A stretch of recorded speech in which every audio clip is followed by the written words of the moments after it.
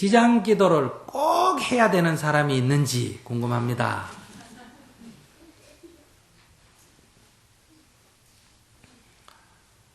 꼭 해야 되는 사람은 없어.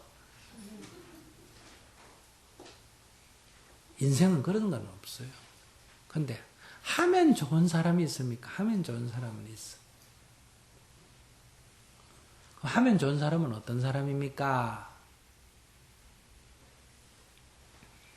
마음의 괴로움이 지옥 수준이다. 아시겠어요? 지옥 수준이다. 누구를 미워하거나 원망하는 게. 그렇지 않으면 슬퍼하거나 어떤 미련이 자기가 생각할 때 지옥 수준이다. 이렇게 생각하는 사람은 지장기도를 열심히 하면 좋아. 그 이유가 지장보살은 지옥에 있는 중생을 하나도 남김없이 구제한다. 이렇게 원을 세웠죠. 우리는 내가 지옥에 갈 업을 지어놓고도 지옥에 안 갈라 그래. 양심불량이지. 그죠? 또 지옥에 갈 업을 지어놓고 지옥에 떨어져서 그 고통을 과보를 기꺼이 받아야 되는데 그걸 안 받으려고 거기서 악을 써. 그러니까 더 괴로운 거예요. 더 괴로운 거. 중생은 지옥에 떨어지면 더 괴롭습니다. 그걸 기꺼이 받으면 똑같은 상황에서라도 덜 괴로울 텐데 그걸 안 받으려고 몸서리를 치니까 더 괴롭단 말이에요. 근데 지장보살은 지옥에 갈 이유가 없는 사람이에요. 그런데 거기 고통받는 사람을 위해서 자발적으로 지옥에 가는 거예요. 그러니까 그 사람들을 자기가 대신 그 고통을 받고 그 고통을 면해주겠다는 마음을 낸 사람.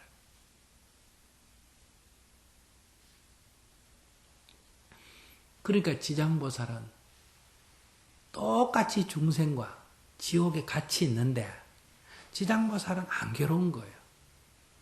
이 중생은 괴로워. 이 중생은 따지고 보면 지는 그 고통을 받을 죄를 짓고 거기 와서 고통을 받으니까 이건 안 괴로워야 되고 지장보살은 그 고통을 받을 아무런 죄도 안 지었는데 거가 있으니 지장보살이 괴로워해야 되는데 이 지옥에 떨어진 중생은 자기가 지어놓고도 그걸 안 받으려고 악을 쓰니까 이건 괴롭고 이건 자기가 안 지었지만 자기가 선택을 해가 자발적으로 갔기 때문에 괴롭지가 않는 거예요. 이게 무슨 얘기냐 하면 우리 인도의 동계서리 수야타 아카데미 같은 마을에 거기서 태어난 사람은 이 세상에서 제일 불쌍하다 그래. 그래서 어쨌든지 도움을 얻다가 거기서 도망 나가려고 그러죠. 그래서 우리가 그 도망 나가도록 도와주잖아. 그죠? 근데 우리는 지금 거기 안 가도 되는 사람인데 갑니까 안 갑니까? 거기 가잖아. 그죠? 가서 그 사람들 도와주잖아. 그러니 거기 가서 도와주는 사람에게는 이것이 수행도량이에요. 지장보살은 지옥이 성부를 위한 수행도량이 되고 지옥중생은 지옥이 고통이에요.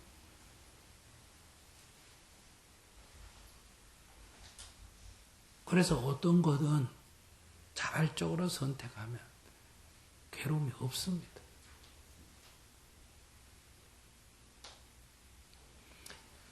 여러분들은 중생이니까 어떻게 여러분들 심보가 더럽나 하면 자기가 낳은 자식인데 자식이 장애다 하면 힘들어합니까? 안 힘들어합니까? 힘들어하고 어디 갔다 딴 사람한테 맡겨버리려고 그러냐. 그죠? 돈 좀 줘가 맡겨버리든지 어떻게 해버리려잖아. 그런데 어떤 수녀님이나 어떤 스님들은 자기 자식도 아닌데도 남의 자식이고 자기는 아무 걸 보살펴야 할 책임이 없는데도 그 사람들을 모아가 보살피는 사람이 있어요? 없어요? 있죠.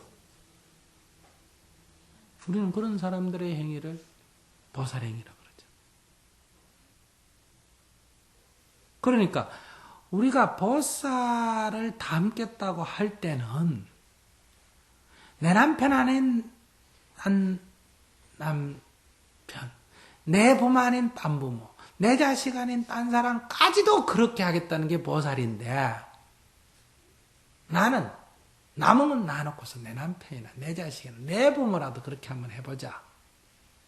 이건 사실은 쉬운 일이 어려운 일이. 쉬운 일이지. 근데 그것도 안 하겠다 하니까 여러분들이 뭐 부처될 일은 까마득한 거지. 보살도 될 수가 없어. 그래서 이 인생이 늘 이렇게 괴로운 거예요. 여러분들은 억울하고 생각할지 모르지만 여러분들이 쓰는 심보, 오징어 속 같은 심보를 보면 당연히 괴로워야 되는 거예요.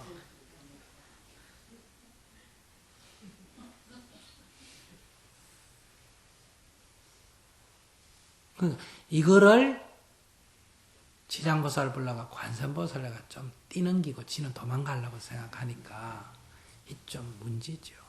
그러니 이런 사람은 지장보살을 부르면서 어떻게 해야 되느냐? 지장보살의 원을 늘 생각해야 돼.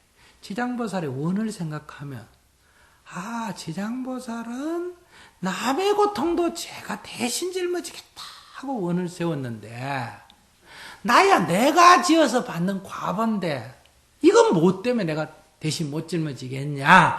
이렇게 부르다가 한 생각만 탁 바뀌어버려도 이 지옥 같은 고통이 어떻게 된다? 일순간에 없어져. 그래서 지장보살을 불러라는 거예요. 지장보살을 불러서 해탈하는 거예요.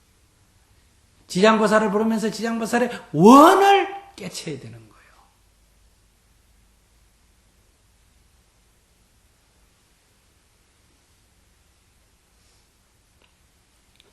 그럴 때 바로 지장보살의 가피를 입었다 이렇게 말하는 거예요. 그래서 어느덧 자기도 뭐가 돼 있다?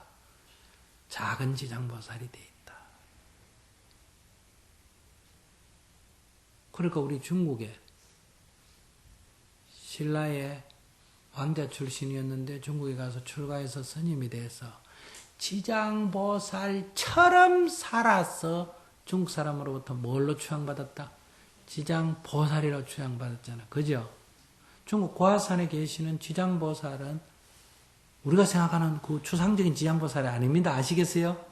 신라의 왕자로 태어나서 출가하셔서 스님이 돼가 당시에 중국의 혼란한 시기에 무중생의 고통을 대신 짊어지고 구제를 했기 때문에 뭐라고 추앙을 받았다? 지장보살로 추앙을 받아서 지금 지장보살로 모셔져 있는 거예요.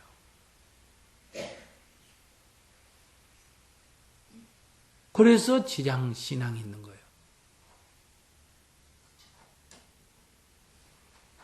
그런데 자기 시커먼 마음을 지장보살의 원력의 힘을 빌어서 깨끗하게 해서 지장의 가피를 입어야 되는데 시커먼 걸 움켜쥐고 계속 이렇게 입으로만 부르면